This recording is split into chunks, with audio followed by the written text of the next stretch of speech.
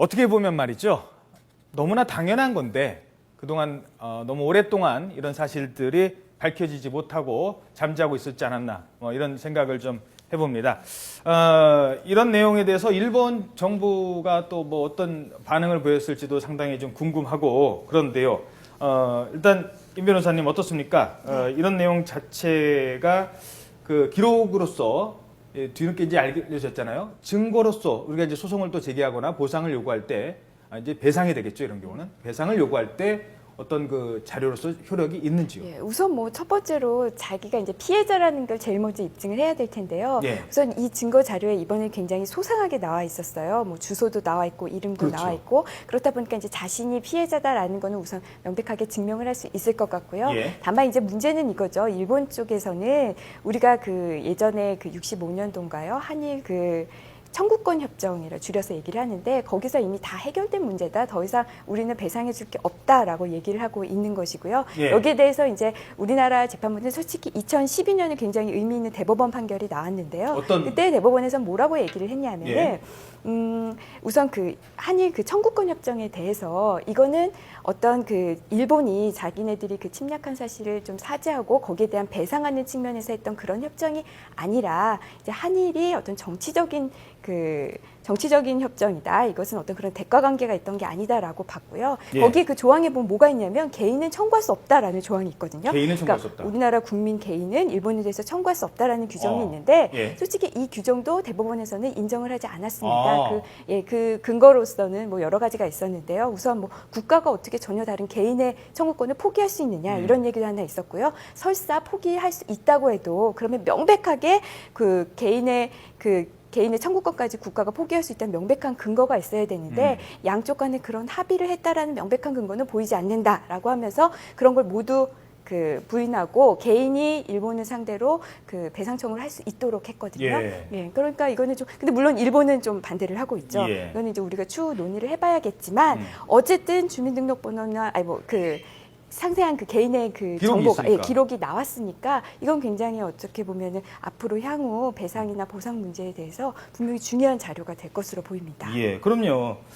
그 유관순 열사와 관련된 자료들 외에도 이번에 뭐 다른 자료들이 많이 있었는데 어떤 자료들이 있습니까? 예, 이번에 발견된 희생자 명부는 모두 67건이었습니다. 예. 이 강제 동원자 명부가 65건으로 대부분을 차지했고요. 이 관동 대지진 피살자들 그리고 3.1 운동 희생자 명부가 각각 한 건씩이었습니다.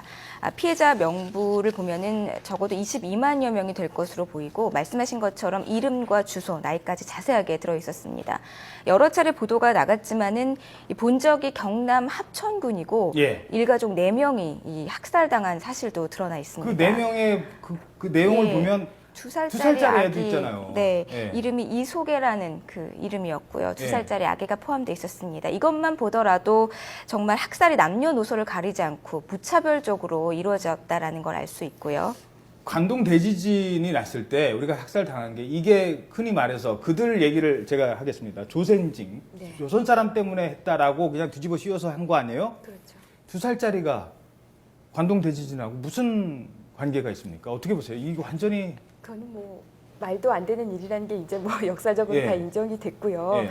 그때 그들의 일본 사람들이 그 우리나라 사람들에게 했던 그런 만행은 정말 우리가 생각하기도 정말 싫을 정도로 상상하기도 싫을 정도로 우리가 정말 너무 끔찍한 일이라서 2살짜리 아이가 그러니까. 무슨 관련이 있었을까요? 이거 정말 제가 피해 배상 보상 얘기는 했지만 이거는 정말 일본 쪽에서 이거는 좀 깊이 좀 반성하고 좀 이렇게 좀 어떻게 좀 해줬으면 좋겠어요. 정말 이 문제만 나올 때마다 굉장히 답답합니다. 그러니까요. 어떻게 좀 해줬으면 좋겠다라는 게 우리 일단 독일을 좀 배웠으면 좋겠습니다. 독일이요? 제가 국제부 기자로서 이렇게 보도를 할 때마다 느끼는 것이 일본은 위안부 망언부터 정말 역사 왜곡 무조건 부인하잖아요. 예. 네. 하지만 독일은 이 메르켈 총리도 유대인들이 학살된 수용소를 직접 방문해서 공식적으로 사과하고 네. 또 그 유대인 피해자들에게 전해주는 또 그 기금이 있습니다.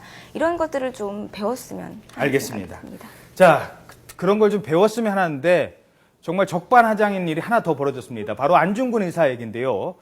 자, 이 얘기를 좀 전해드리고 계속 얘기 나누도록 하죠. 일본 정부가 이토 히로부미를 살해한 안중근 의사에 대해서 범죄자라는 호칭을 사용해 파문이 일고 있습니다. 가뜩이나 이 냉랭한 한일 관계에 더 한 번 찬물을 끼얹고 있습니다. 박기현 기자 내용 리포트 함께 보시죠.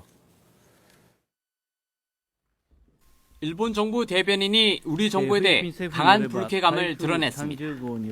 한국과 중국이 안중근 의사 표지석 건립을 추진하고 있다는 이유에서입니다.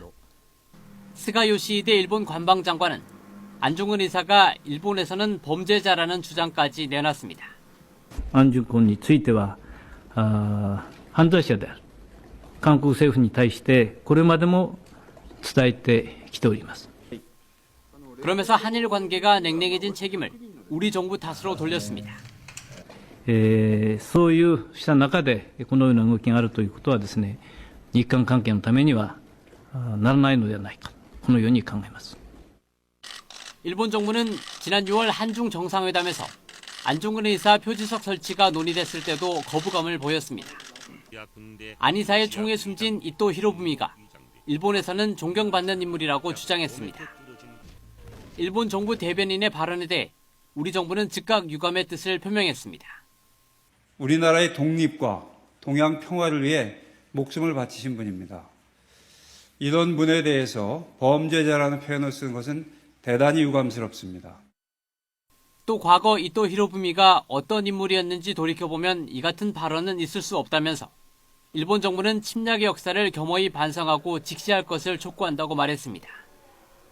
중국도 외교부 논평을 통해 안중근 의사는 중국에서도 존경받는 인물이라며 일본과는 상반된 입장을 보였습니다. YTN 박기현입니다. 네, 범죄자라니요. 다른 분도 아니고 안중근 의사에게. 자, 이 얘기 계속해서 나눠보겠습니다. 이번에는 이원복 교수님 함께 말씀 나누시겠습니다. 안녕하십니까? 네, 안녕하세요. 예. 자, 그 안중근 의사를 범죄자라고 한다는데 이 얘기 듣고 무슨 생각이 드셨습니까? 저는 그런 생각을 했는데요. 백년 전쟁 아시죠? 예, 100년 전. 영국하고 프랑스하고 한 전쟁. 예. 영국이 침략을 했습니다. 근데 그 영국에서 침략해서 프랑스를 구한 게 잔다르크죠. 그렇죠. 근데 영국은 잔다르크를 잡아서 화형에 처했죠. 예. 그러니까 프랑스 입장에서는 부국의 영웅이지만 영국에서 봤을 땐 적이죠. 그러나 오늘날 와가지고 이 영국으로 봤을 때 지금도 잔다르크는 반가운 존재가 아니고 전쟁의 적이었죠.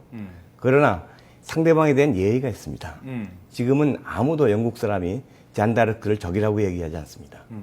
그러니까 역사에서 배워야 된다는 얘기죠. 그렇게도 볼 수 있고요. 네. 영국과 프랑스는 전쟁을 했습니다. 서로. 네. 우리는 일본과 전쟁을 한 게 아니라요. 일본에게 불법적으로 침략을 당한 거였거든요. 전쟁을 했지만 먼저 침략을 한 게 영국이죠. 예. 그러니까 그것이 누가 먼저 침략을 했느냐가 중요한 팩트입니다. 그러니까 이 안중근 의사 같은 경우도 우리는 가해자가 아니라 피해자입니다. 그리고 일본은 가해자죠. 예. 그래서 우리는 거기에 대한 항의를 할 수가 있지만은 일본은 적어도 국격이나 모든 걸 생각해서 그런 말을 하면 안 됩니다.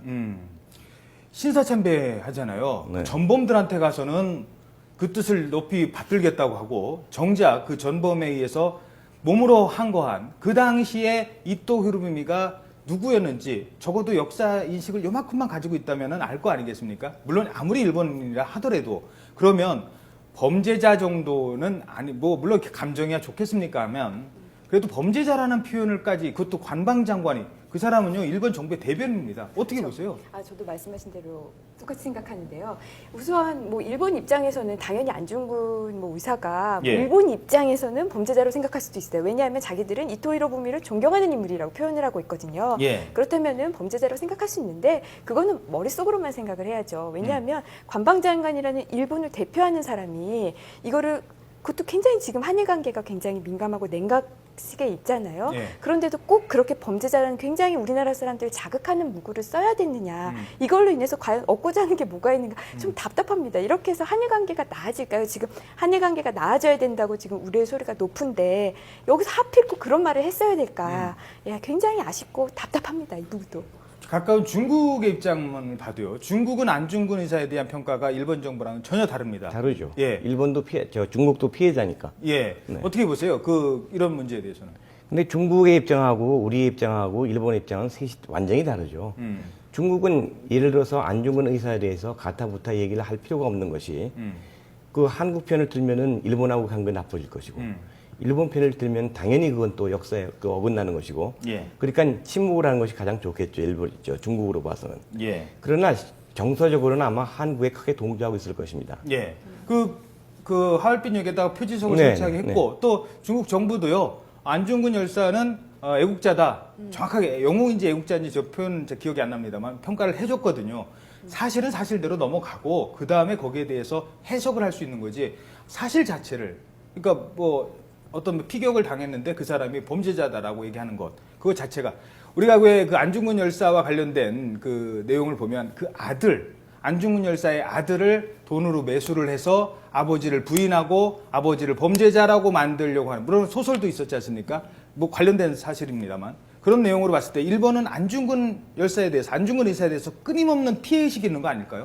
피해 의식이라기보다도 그 역사의 정체성을 나름대로 지키기 위한 노력이라고 봐요.